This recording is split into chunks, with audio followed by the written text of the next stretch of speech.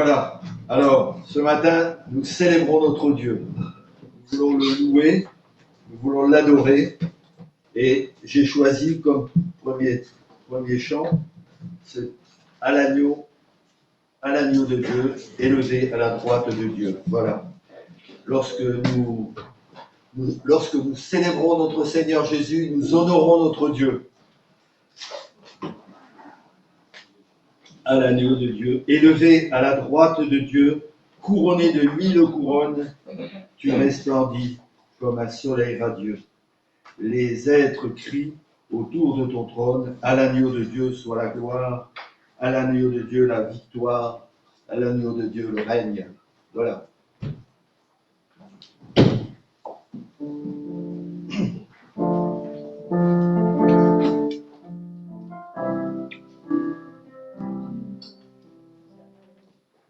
Et à la droite de Dieu, couronné de 1000 couronnes, tu resplendis comme un soleil radieux.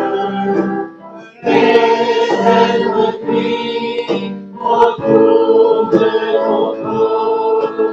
À l'agneau de Dieu, sa gloire. À l'agneau de Dieu, la victoire. À l'agneau de Dieu, soit le règne pour les siècles.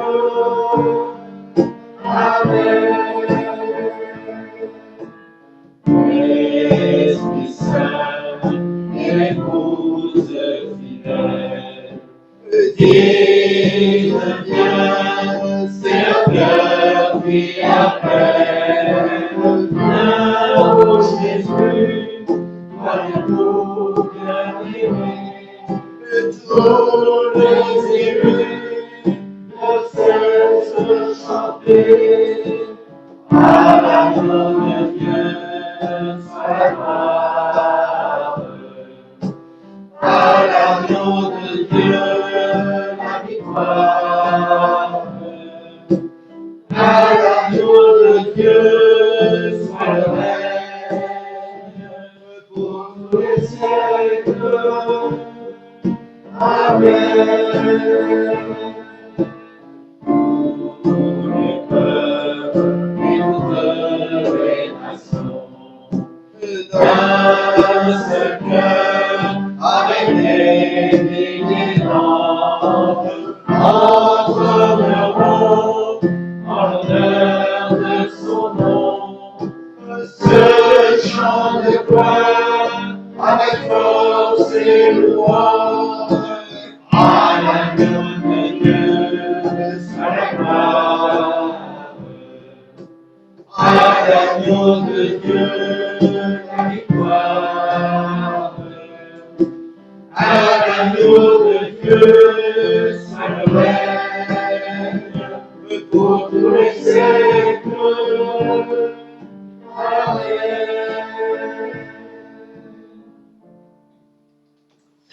À toi la gloire, mon Seigneur et mon Dieu, la victoire, la force et le règne. Oui, nous voulons te célébrer ce matin. Seigneur, nous sommes montés dans ta maison avec ce désir de te célébrer, de te louer. Quelle grâce, quel privilège qu'est le nôtre. Seigneur, merci. Merci Seigneur pour ce moment béni. Merci pour ta divine présence au milieu de nous ce matin. Merci Seigneur parce que ton Saint-Esprit veut encore ce matin pétrir nos cœurs, nous ouvrir les yeux de notre intelligence pour que nous comprenions ce que tu as à nous dire. Seigneur, bénis ta parole encore ce matin. Bénis le chant de ces cantiques, Seigneur, que nous t'adressons. Seigneur, nous croyons.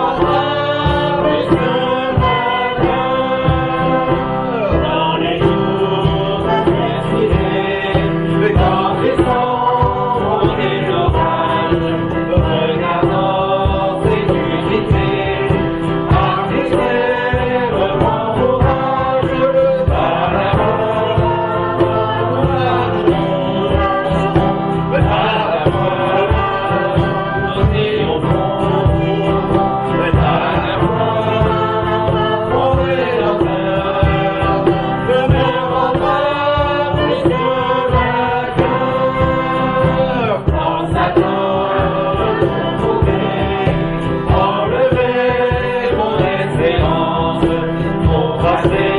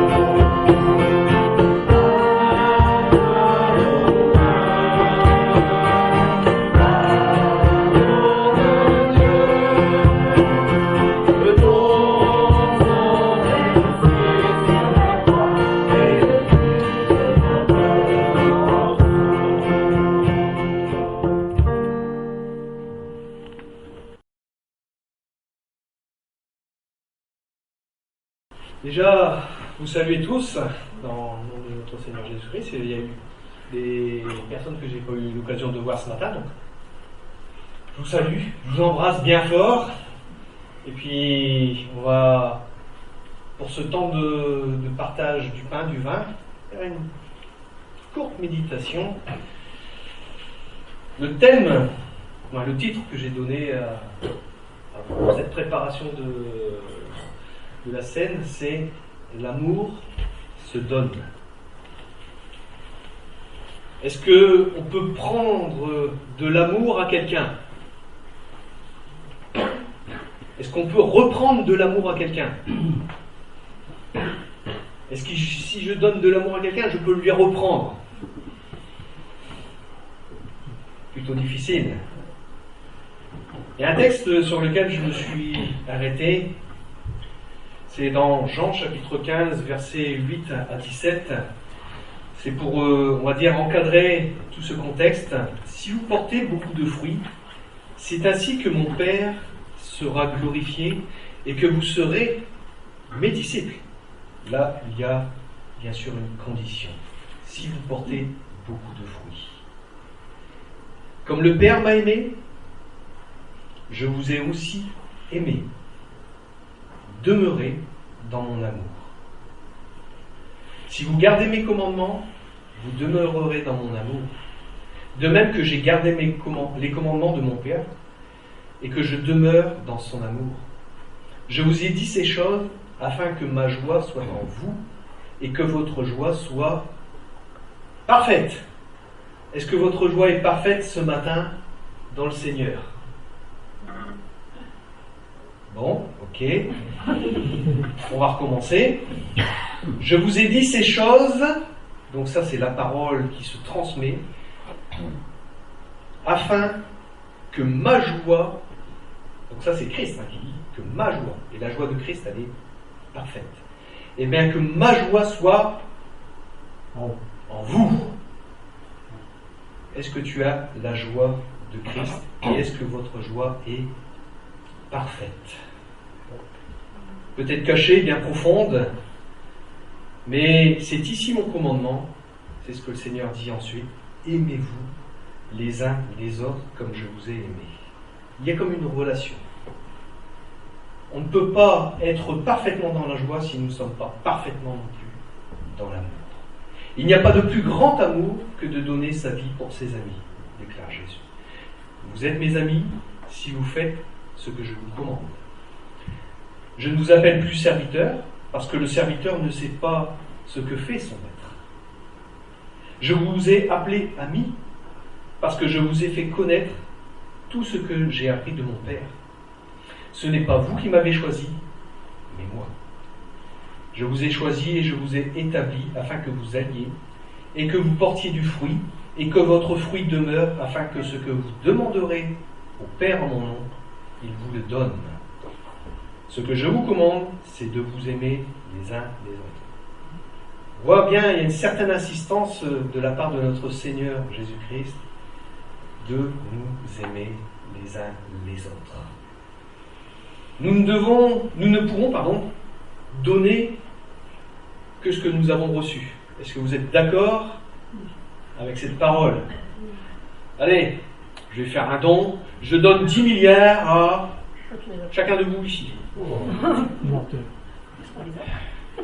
Si je les avais, pas de problème. Mais je ne peux pas donner ce que je n'ai pas. Avec l'amour de Dieu, c'est pareil.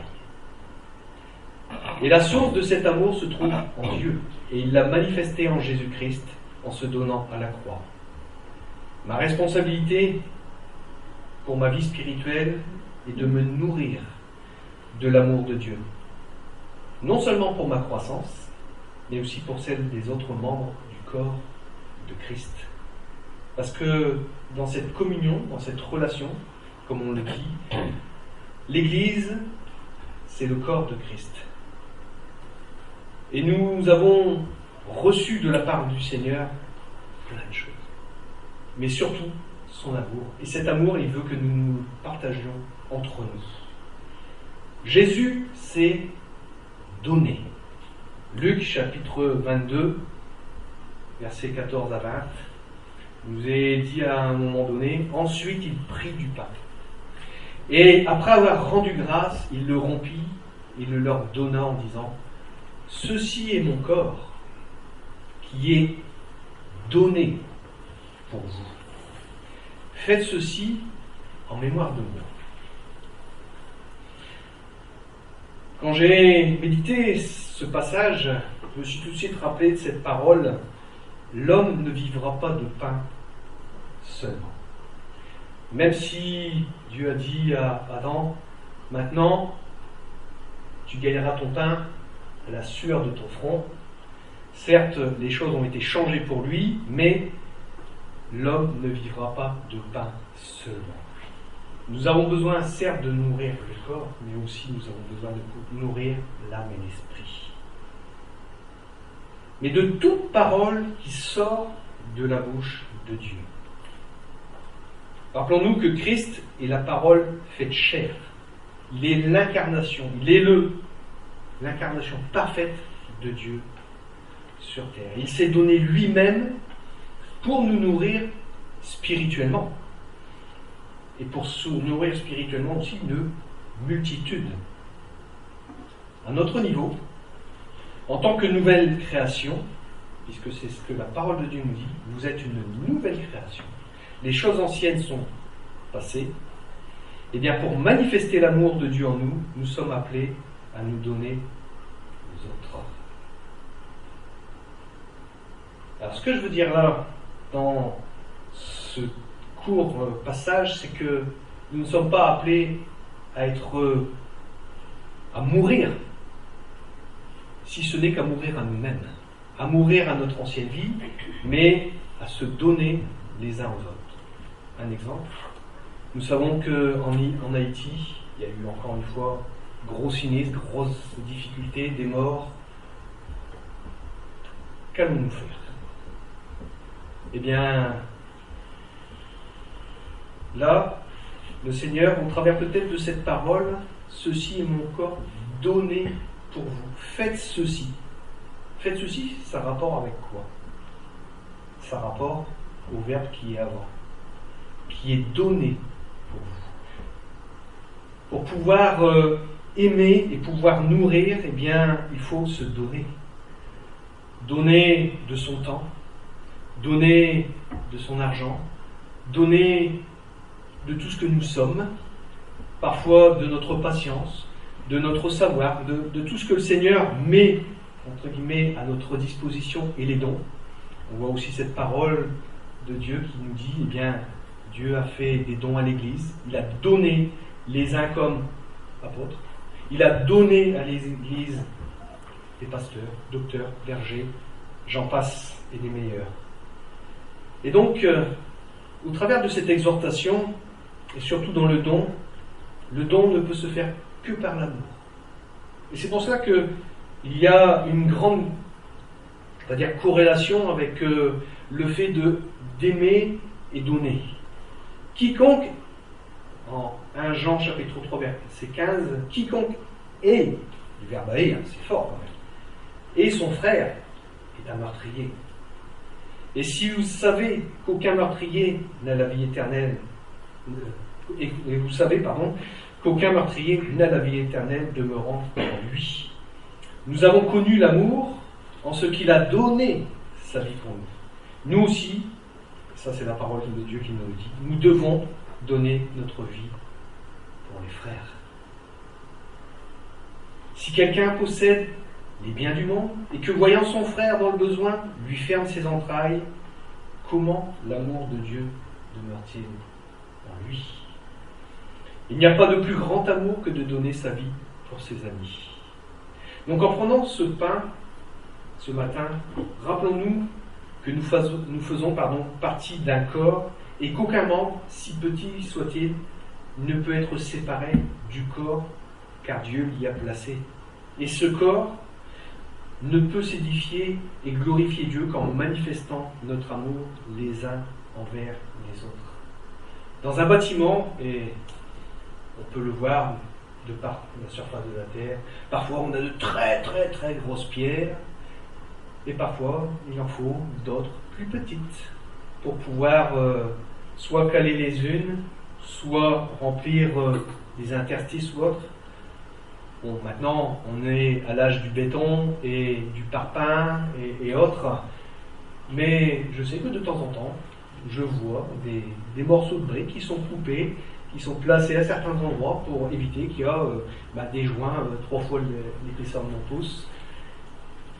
L'image, elle est que on ne peut pas regarder personne, soit comme étant grand, soit comme étant petit. Nous sommes tous égaux devant Dieu, et que nous avons tous le même amour à donner les uns aux autres. Dieu nous a tous aimés de la même manière en s'offrant pleinement à chacun de nous. Donc, ce projet de construction d'église, eh bien, Christ le mènera à la perfection. En prenant ce pain, ce vin, eh bien, nous allons nous rappeler que le vin, qui est le signe de cette nouvelle alliance, il n'y a que Christ qui pouvait le donner. Et c'est pour ça que, moi, quelque part, quand je lis ce texte, je comprends pourquoi il n'y a que après le don du pain, il est écrit « Faites ceci ». Parce que nous, on peut se donner. On ne peut pas donner une alliance, c'est pas possible. La seule personne qui était capable de donner une alliance par son sang, c'est Jésus-Christ. Mais de l'amour que l'on reçoit de la part de Dieu, de la nouvelle vie que nous recevons de la part de Dieu, eh bien ça, on peut le donner, on peut le transmettre. On est soit le sel, soit la lumière, soit aussi des véhicules de la parole de Dieu. Alors, que Dieu nous bénisse dans ce temps de partage, réfléchissons bien, et puis rappelons-nous que ce que le Seigneur a fait pour chacun de nous, eh bien c'était quelque chose de merveilleux. Et il nous prépare une place pour chacun de nous. Alors, prenons ce pain, prenons ce vin en louant le Seigneur, et que l'on puisse là aussi librement, comme Léo l'a dit tout à l'heure, eh bien, pouvoir exprimer ce qu'il y a au plus profond de notre cœur, ce que le Seigneur y a placé, notre reconnaissance, notre amour, notre joie.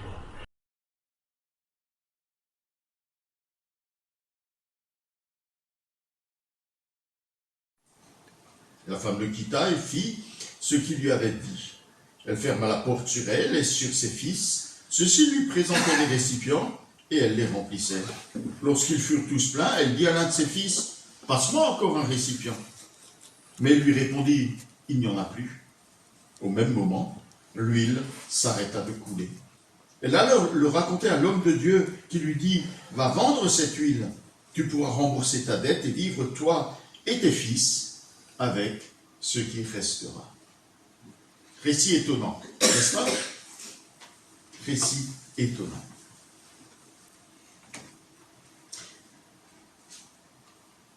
L'histoire d'une femme qui connaît la misère, la solitude, visiblement, victime d'une injustice criante.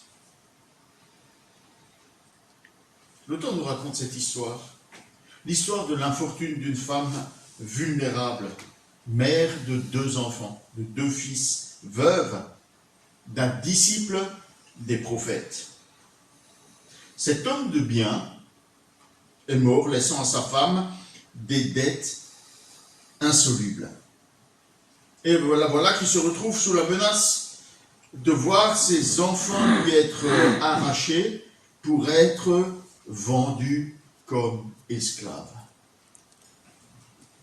Je ne sais pas si vous vous imaginez la situation, mais moi je m'imagine bien que la menace de voir les enfants arrachés pour être vendus comme esclaves, c'est plus, beaucoup plus, que ce que le cœur d'une mère peut supporter.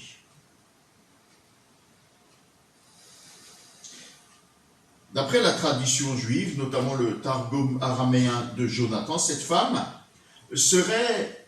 a été l'épouse d'un dénommé Abdias, qui était serviteur d'Akab. Et cet homme avait caché 100 prophètes. Et puis on a une autre source concernant cet homme, c'est l'historien Flavius Joseph qui, dans les Antiquités, écrit à son sujet qu'il aurait emprunté de l'argent à Joram, le fils d'Akab, le roi, pour nourrir ses prophètes qu'il avait cachés. Et il ajoute que la veuve elle-même a été vendue comme esclave. Et visiblement, ça lui est pas trop insupportable. Mais la menace de voir ses enfants arrachés, ça, c'est trop. Vous savez, il y avait en Israël des lois qui étaient données par Dieu au travers de Moïse pour protéger celles et ceux qui, à cause des revers de la vie, pouvaient connaître l'infortune. Alors oui, la servitude, l'esclavage était autorisé en Israël, mais elle devait être temporaire et mesurée. Elle devait notamment respecter certains droits fondamentaux. Je peux vous donner là toute la liste des textes auxquels je fais référence ici dans Exode, Lévitique, Deutéronome. De toute manière, la durée maximale de cette servitude ne pouvait excéder 6 ans, car tous les 7 ans, toutes les dettes étaient remises en Israël et chacun recouvrait son terrain, son bien, et se voyait offrir, on pourrait dire, une nouvelle chance. Telle était la loi de l'Éternel. D'ailleurs, si on lit bien dans Exode 21, 16, on se rend compte que la traite des esclaves, non seulement elle était prohibée, mais elle était punie de la peine capitale. Celui qui enlève de force quelqu'un, celui qui dérobe un homme, est punissable de la peine de mort. Un homme, une femme ou un enfant, ça n'était pas toléré, ça n'était pas accepté. Il y avait une exception. Et cette exception, c'était qu'un homme pouvait se placer auprès d'un riche pour un service consenti. Le texte dit, s'il se trouve bien chez lui, il peut dire, moi j'aime ta maison, je veux rester avec toi. Il pouvait ainsi, le pauvre pouvait ainsi retrouver refuge auprès du riche pour lui et pour sa famille. Mais ça ne le rendait pas taillable et corvéable à merci. De manière générale, si on lit la loi, si on lit les recommandations de l'Éternel dans la loi, mais aussi si on lit les prophètes, le pauvre devait être traité avec respect. Il méritait la bienveillance du riche à cause de sa situation de fragilité. Il devait pouvoir vivre décemment. Le riche n'avait pas le droit de le traiter de manière inhumaine. S'il lui prenait en gage quelque chose qui était important pour sa vie, son manteau, sa couverture, il devait lui rendre le soir pour qu'il puisse se couvrir, se protéger du froid de la nuit. Il n'avait pas le droit de pénétrer chez lui pour lui arracher ce qu'il souhaitait lui soustraire comme gage. Les huissiers, ça ne fonctionnait pas. Ils ne pouvaient pas entrer de force dans les maisons. Et on remarque qu'une attention toute particulière est accordée par Dieu à la situation de la veuve et de l'orphelin. Dieu y était particulièrement sensible. Alors on sait que le royaume d'Israël, le royaume du Nord, dans lequel vit cette veuve, dans lequel se déroulent les événements que nous voyons dans la vie d'Élisée, s'est éloigné de Dieu. Et de roi impie en roi impie, ce royaume d'Israël a fini par voir arriver au pouvoir Akab et sa famille, ce roi qui s'est distingué d'une manière particulière pour sa déchéance morale. Et on ne peut pas s'étonner dans cette déchéance de voir se produire des situations aussi insoutenables et aussi irrespectueuses de la loi, de la volonté de l'Éternel. Ce royaume d'Israël s'est détourné de Dieu pour vivre, comme on dirait aujourd'hui, sans foi ni loi. D'ailleurs, ce roi Akab lui-même s'est traité de manière particulièrement immorale. Quand on considère l'épisode de la vigne de Naboth. Ça vous dit quelque chose? Alors pour ceux qui n'ont pas ça directement en tête, rapidement, Naboth, c'est un homme qui avait une vigne juste à côté d'une propriété du roi, et le roi convoitait ça parce qu'il voulait en faire, je ne sais pas quoi, un jardin, ou enfin il voulait ce terrain. Mais Naboth, il avait cette vigne qui faisait partie de son patrimoine familial, et il a dit au roi, mais je ne vais pas te le céder. Je ne veux pas perdre mon patrimoine familial, même si tu me donnes une grosse somme ou une bonne compensation, c'est ce que j'ai reçu de ma famille et j'y tiens. Alors le roi, nous dit le texte, il est rentré chez lui, il s'est couché sur son lit et il a fait du boudin, il a boudé. Il ne va pas me donner son terrain. Alors sa femme, Jézabel, qui se distinguait aussi par sa charité. Oui, c'est ça. En revers. Ouais, par son irrespect total de Dieu et de ses principes, son immoralité. Elle a dit au roi, allez, lève-toi, parfume-toi, habille-toi, fais la fête, moi je vais t'arranger ça. Et donc qu'est-ce qu'elle a fait? Elle a trouvé quelques mauvais gaillards qu'elle a embauchés pour produire de faux témoignages contre Naboth. Et Naboth a été lapidé, et évidemment son terrain confisqué et donné au roi. Voilà comment on agissait à cette époque-là, et croyez-moi, toujours encore, si vous êtes suffisamment puissant et suffisamment riche, la loi, elle n'est pas pour vous. Enfin, le plus souvent, heureusement, il y a des gens puissants et riches qui respectent la loi, mais il y en a qui vivent sans foi, ni loi.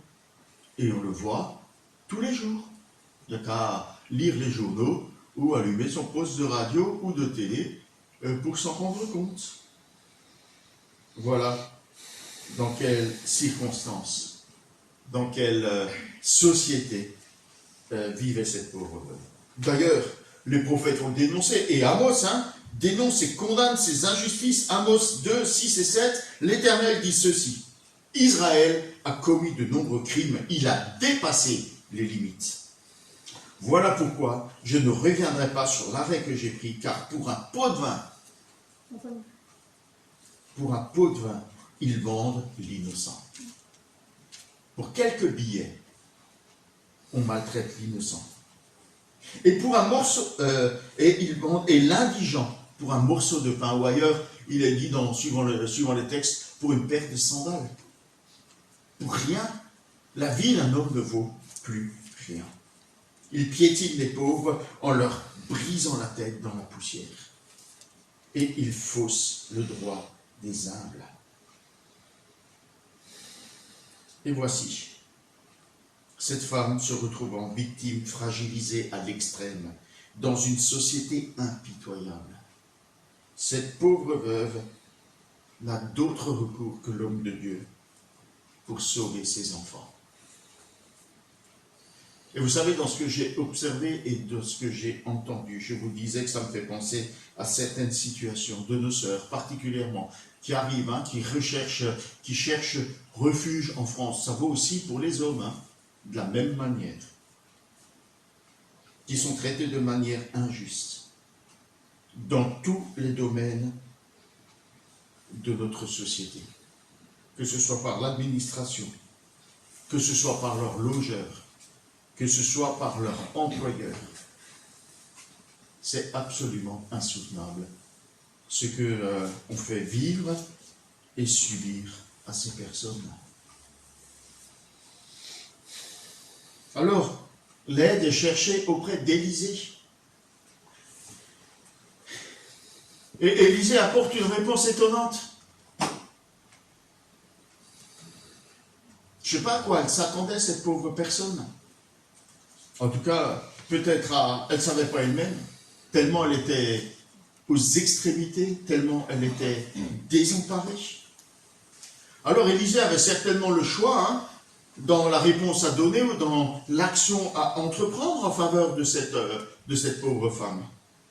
Peut-être qu'il aurait pu intervenir en faveur des autorités.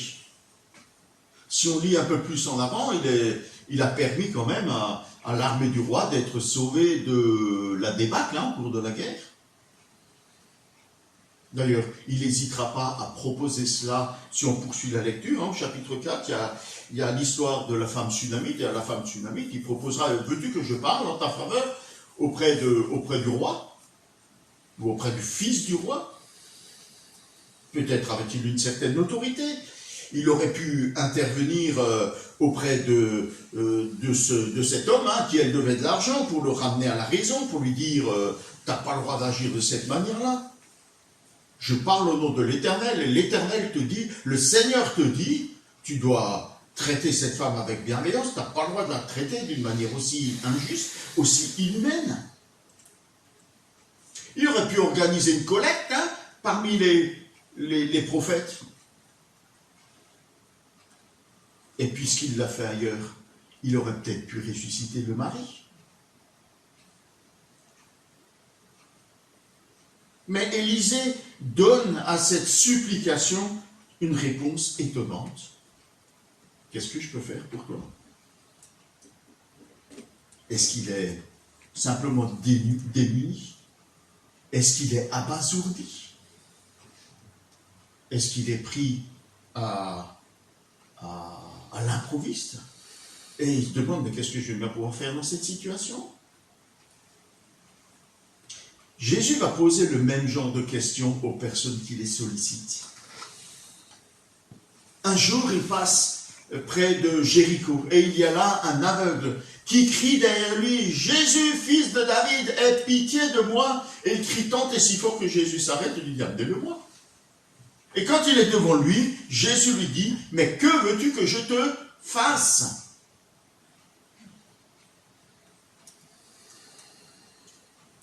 Et l'aveugle lui dit, « Mais Seigneur, mais que je recouvre la vue ?» Et Jésus lui répond, « Ta foi t'a sauvé. » Ailleurs, il sembla que Jésus bénisse les malheureux en proportion de leur foi. En Matthieu 9, il guérit 2 aveugles en leur disant, « Mais qu'il vous soit fait selon votre foi. » Et il recouvre la vue. Et il renvoie le centenier qui l'implore en faveur de son serviteur avec ces paroles, « Rentre chez toi, et qu'il te soit fait selon ce que tu as cru. » Et quand il arrive chez lui, le centenier trouve son serviteur guéri. Que veux-tu que je fasse pour toi? Et vous remarquez qu'Élisée n'attend absolument pas de réponse. Il pose la question, mais il n'attend pas de réponse. Il cherche à éveiller la foi de cette pauvre veuve. Et il poursuit immédiatement, « Dis-moi, qu'est-ce que tu as dans ta maison? Qu'est-ce qu'il te reste chez toi ?» Alors, force est de constater que l'inventaire de cette pauvre veuve est vite fait. Je n'ai plus rien, sauf un flacon d'huile. Son dénuement est total. Elle est réduite aux dernières extrémités. C'est maigre, un flacon d'huile, vous en conviendrez, très maigre, mais finalement pas inutile. Contrairement à ce que nous pourrions croire, et contrairement à ce que la veuve a pu croire, sa situation n'est pas totalement désespérée. Alors si on nous rapportait une situation comme ça, on organiserait une collecte alimentaire ou financière pour aider cette pauvre personne. Mais Élisée, lui, il lui suggère une collecte totalement inédite. Va chez tes voisins et emprunte tous les récipients vides que tu pourras trouver. Bonjour voisin, est-ce que vous pourriez me prêter un récipient vide? Ou en église, on organise une collecte de récipients vides. Amenez tous les récipients vides que vous avez chez vous. Vois grand, lui dit-il, ça ne ressort pas dans le texte de la semeur. Ne vois pas petit, il lui dit littéralement, ou alors par opposition, ça veut dire fais le plus grand que tu pourras. Alors ça peut paraître surprenant, parce que répondre aux besoins de cette veuve, de ses enfants, par du vide, c'est tout à fait inapproprié, n'est-ce pas? Va demander des récipients vides. Mais qu'est-ce qu'on peut faire avec des récipients vides? Et je vous propose que la plupart du temps, Nous ne sommes capables de répondre aux besoins que par du vide. Malheureusement. Jacques le dit, hein, devant le besoin, ça ne sert à rien de répondre aux gens que Dieu te bénisse.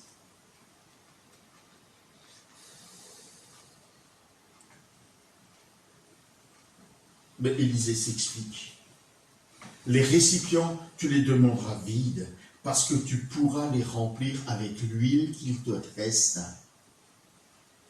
Une toute petite fiole pour remplir une grande quantité de récipients, voire une très grande quantité de récipients. Alors quand tu auras ramassé, quand tu auras fait le tour de tous tes voisins, de tes voisines, et que tu auras ramassé tous ces récipients, qu'ils rempliront ta maison, alors tu fermeras la porte sur toi et sur tes enfants. Vous vous enfermerez et vous remplirez tous ces récipients avec l'huile qui coulera de ta fiole.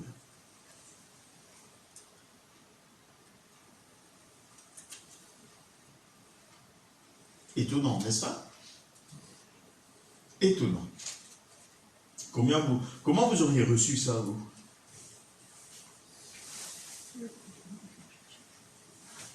Mais vous savez, ce n'est pas la dernière fois que le Seigneur promet sa bénédiction dans le secret de la maison ou de la chambre. Il enseigne dans Matthieu 6, quand tu veux prier, va dans la pièce la plus retirée, verrouille ta porte et adresse ta prière à ton Père qui est là dans le lieu secret. Et ton Père qui voit dans ce lieu secret, il te le rendra. Et il reprend au verset 18 concernant le jeûne. Dans le secret de ta maison, dans le secret de ta chambre, dans la présence et dans la communion avec Dieu, ton Père, c'est un lieu de confiance, c'est un lieu de foi, le lieu où Dieu veut t'accorder sa bénédiction, le lieu dans lequel il récompense ta foi. Et même si ça s'accomplit dans le lieu secret, tu peux être certain que ce que le Seigneur va t'accorder va avoir des retentissements à l'extérieur. Et c'est exactement ce qui s'est passé pour cette femme. Un jour, ma grand-mère était suffisamment en mauvaise santé pour que le médecin la mette à l'hôpital. Et un soir, on l'a visitée avec ma mère. Elle allait plutôt pas bien du tout. On a pu rencontrer le médecin chirurgien qui avait pris la décision d'intervenir. Il nous donnait que peu d'espoir. Il nous disait, il disait à ma mère, si je laisse votre mère comme ça, elle meurt. Si j'interviens, elle meurt probablement aussi. Alors je ne veux pas rester sans rien faire. Je vais intervenir demain. Là, aujourd'hui, on essaie de la gonfler à travers tout ce qu'il lui avait injecté. Puis demain, on va intervenir et puis on verra bien. On ne peut pas rester là sans rien faire. Alors, nous sommes rentrés chez nous. Je me suis enfermé dans ma chambre. Et j'ai supplié Dieu en faveur de ma grand-mère. Seigneur, s'il te plaît, sauve ma grand-mère. Et j'ai prié, j'ai insisté. Et j'ai imploré. Et d'un seul coup, soudain, j'ai senti la paix du Seigneur remplir mon cœur. Et il m'a donné cette conviction qu'il a exaucé ma prière. Alors je l'ai remercié, je suis sorti de ma chambre et je l'ai dit à ma mère, je lui ai dit voilà, le Seigneur va intervenir en faveur de grand-mère, ça va bien se passer. Et évidemment, le lendemain, l'opération s'est bien passée. Ma grand-mère a récupéré rapidement, à la grande surprise du chirurgien. Il a dit, j'ai jamais vu quelqu'un récupérer aussi vite. Et vous savez quoi? Ma grand-mère a vécu de longues années et elle est devenue centenaire. Une foi récompensée. Ce qu'Élisée demande à cette personne, c'est un véritable exercice de foi.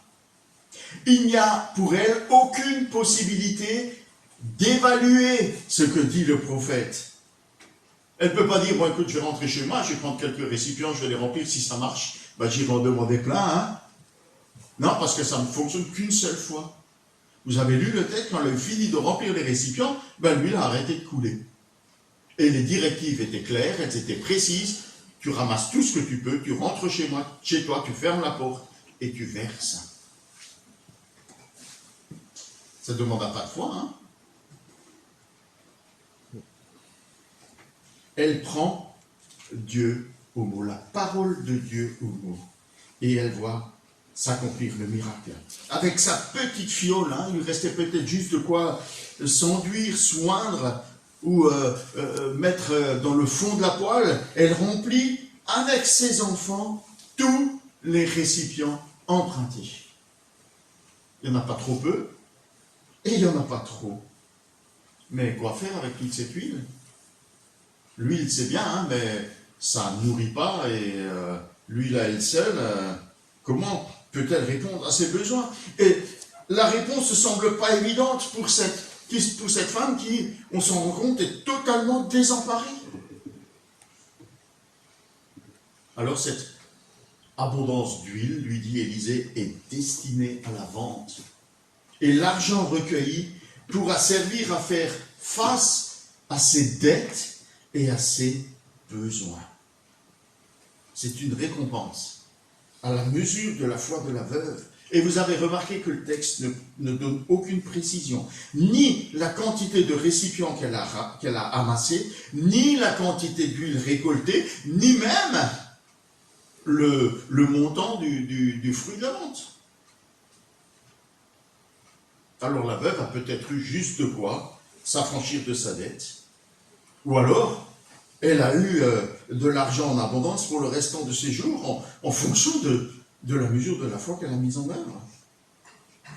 Mais si rien n'est précisé à ce sujet dans le texte, c'est justement parce que l'auteur ne veut pas attirer notre attention sur cette foi, sur la foi de cette veuve qui n'est même pas nommée. Alors nous, on peut évidemment se poser des questions, mais ce sur quoi l'auteur veut attirer notre attention, c'est sur la fidélité de Dieu. Et Dieu reste et demeure fidèle envers ceux qui placent leur foi, leur confiance en lui. En Hébreux 6, le texte biblique nous dit « Car Dieu n'est pas injuste au point d'oublier l'activité que vous avez déployée par amour pour lui dans les services que vous avez rendus et que vous rendez encore à ceux qui lui appartiennent. » Dieu ne nous oublie pas, quelle que soit la situation et les circonstances que nous traversons. Sa fidélité est prête à se manifester en notre faveur, même avec la toute petite quantité qu'il nous reste et que nous pourrions peut-être négliger. Si nous obéissons, si nous collaborons par la foi, Dieu peut et Dieu veut, par fidélité, nous accorder de très grandes bénédictions. Jésus l'a démontré avec les 5 pains et les 2 poissons d'un petit garçon. Il a nourri 5000 familles avec un tout petit peu mis à la disposition du Seigneur par la foi. Dieu peut accorder une bénédiction incroyable. Alors, notre monde rebelle contre Dieu est entaché de péché. Dans ce monde, nous aurons toujours à faire face à la maladie comme au deuil, que nous soyons justes ou que nous soyons injustes. Dans ce monde, l'injustice la plus criante touchera toujours les plus fragiles, dont les chrétiens font le plus souvent partie. Cette injustice, elle peut nous enfermer dans la solitude. Elle peut nous précipiter dans la misère. Elle peut nous laisser complètement désemparés, totalement désespérés. Et selon l'Écriture, cette injustice, elle continue à aller croissante. Elle ne diminuera pas. Jésus a prévenu ses disciples. Il nous a prévenus au travers de sa parole que le monde éprouverait de la haine contre ses disciples, contre ses enfants. Et que nous connaîtrions bien des difficultés, bien des tribulations dans ce monde. Élisée, comme Jésus plus tard, Élisée est une image de Jésus, nous l'avons relevé, n'a pas entrepris de changer le monde, de redresser tous les torts, de briser les méchants. Non, il nous invite à vivre dans ce monde en mettant notre foi en action, en plaçant notre confiance en lui demandant quotidiennement l'aide qui nous est nécessaire dans les joies comme dans les difficultés de notre vie, même les plus aiguës. Jésus promet, demandez et vous recevrez, cherchez et vous trouverez, frappez et l'on vous ouvrira. Car celui qui demande reçoit, celui qui cherche trouve, et l'on ouvre à celui qui frappe. Qui de vous donnera un caillou à son fils quand celui-ci lui demande du pain, ou bien s'il lui demande un poisson, lui donnera-t-il un serpent? Si donc, tout mauvais comme vous êtes, vous savez donner de bonnes choses à vos enfants, à combien plus forte raison votre Père céleste donnera-t-il de bonnes choses à ceux qui les lui demandent. Ailleurs, il fait la comparaison avec des passereaux, avec les petits oiseaux qui égayent nos journées par leur chant et par leur voltige. Il dit voilà, Dieu prend soin d'eux. À combien plus forte raison? Il sait de quoi vous avez besoin et il veut vous le donner. Demandez, frappez, cherchez. Alors, Dieu accorde son aide et son secours. Mais il fait encore bien plus que cela. Il nous amasse un trésor dans le ciel en récompense de notre foi, de notre confiance en lui, de notre persévérance à aimer et à pratiquer le bien dans ce monde d'injustice, à persévérer dans le respect de la justice. Il partagera un jour avec nous sa gloire et sa félicité éternelle. Mais il éloignera toujours de lui et de nous. Il éloignera de lui et de nous pour toujours les cupides, les cruels, les impitoyables, ceux qui méditent le mal sur leur couche, ceux qui boivent l'injustice comme l'eau, nous dit le texte biblique.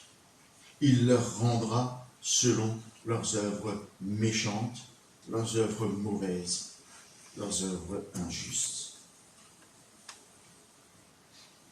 Alors, mes chers frères et sœurs, puisque notre avenir, notre quotidien et notre avenir sont ainsi assurés par l'œuvre et la personne de Jésus-Christ, ne soyons pas découragés.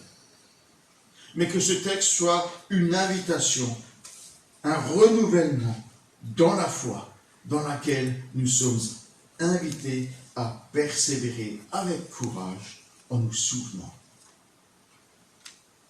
Chers frères et sœurs, persévérons avec courage, parce que le Seigneur est proche.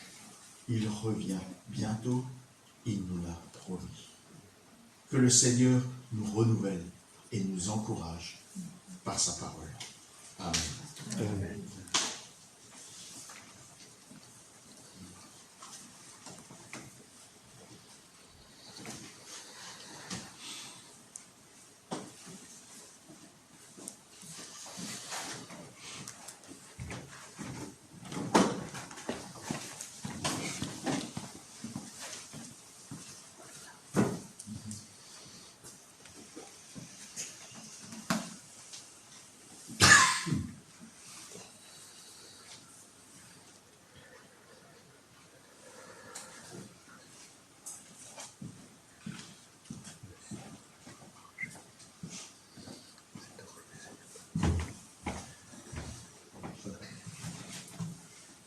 Se termine, notre culte prend fin.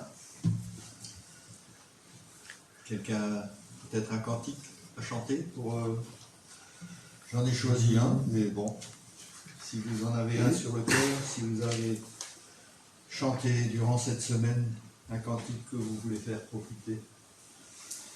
Reçois ma vie comme une adoration, reçois mon cœur comme un cadeau d'amour. Mais avant, peut-être qu'il nous faut peut-être passer le programme pour la semaine.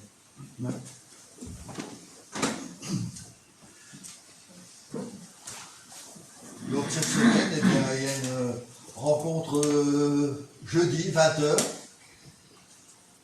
Si vous avez à cœur de prier pour l'œuvre à Petite Sainte, et puis pour les besoins de l'Assemblée, pour la rentrée, pour nos enfants qui vont, et nos petits-enfants qui vont reprendre là, le mois prochain. Et puis aussi pour les sujets qui vous tiennent à cœur, si vous voulez qu'on prie d'un même cœur, d'une même pensée, eh bien vous venez jeudi soir à 20h, si il y aura notre frère Je serai là. Dieu voulant, je serai là. Marc, il y aura certainement D'autres. l'équipe de Calais. Mais venez avec vos sujets. Il y a des sujets. On a Philippe, notre frère Philippe Van Felgem. Et on a ceux qui traînent la patte, je dirais, qui ont du mal à réintégrer notre assemblée, notre communauté, après ce Covid et tout ce qui s'est passé ces derniers mois. Il y a ceux qui passent par l'épreuve, la difficulté, la maladie. Nous pensons à Étienne. Il y a Marcel qui est rentré en EHPAD à Onscott et qui supporte mal ce genre d'établissement. Et puis si vous avez un sujet, quelque chose qui vous tient à cœur, eh bien venez donc jeudi soir. Alors dimanche prochain, culte 29 août à 10h, comme d'habitude. Voilà. Je pense qu'il n'y avait pas de... Il y a encore peu, ouais. À vos agendas. Un temps de prière pour la rentrée, oui, le vendredi 3 septembre, à partir de 14h. Voilà, et le soir, on pourra faire une rencontre des anciens pédiatres à Calais, vers 19h30. Hein. Donc il y aura quand même une explication d'ici le 3 septembre. C'est dans 15 jours. Donc on vous donnera toutes les...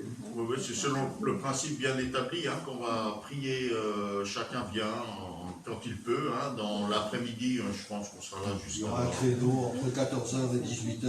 18h ou un peu plus. Ceux qui peuvent venir un peu plus tard, je pense que je serai encore là, puisqu'on va se rencontrer à 19h30 à Calais. Et donc, voilà, chacun vient quand il peut. Et puis, voilà, les responsables des diverses activités peuvent partager les défis,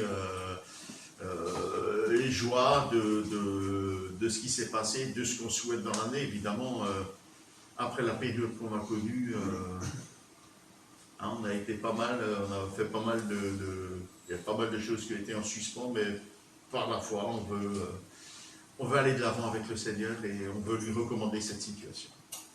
Voilà. Donc, rendez-vous vendredi 3 septembre. Voilà. Je pense que c'est pique-nique randonnée le 5 septembre, donc là aussi. Voir avec Corinne d'ici. Bon. Priez pour qu'il fasse beau. 5 septembre. Voilà. Préparez vos chaussures Voilà. et vos sacs à dos. Donc, selon ce qu'on avait dit, randonnée pour ceux qui le veulent, et puis voilà, petit, je sais pas, pétanque ou ce que vous voulez, sur place, pour ceux qui ne sont pas amateurs de promenade. Alors, randonnée, je pense que c'est plutôt de la promenade, enfin voilà.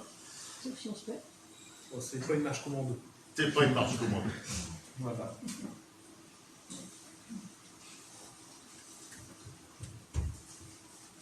Tous les renseignements. Voilà.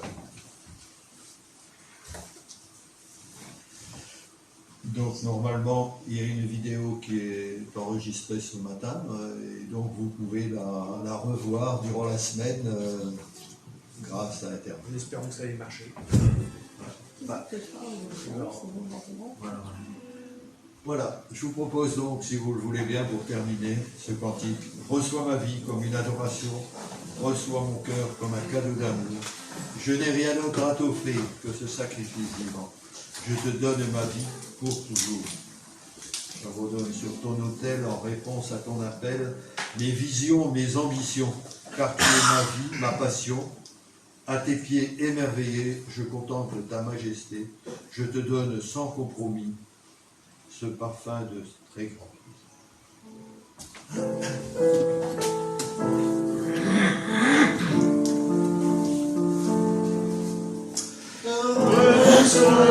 plaisir.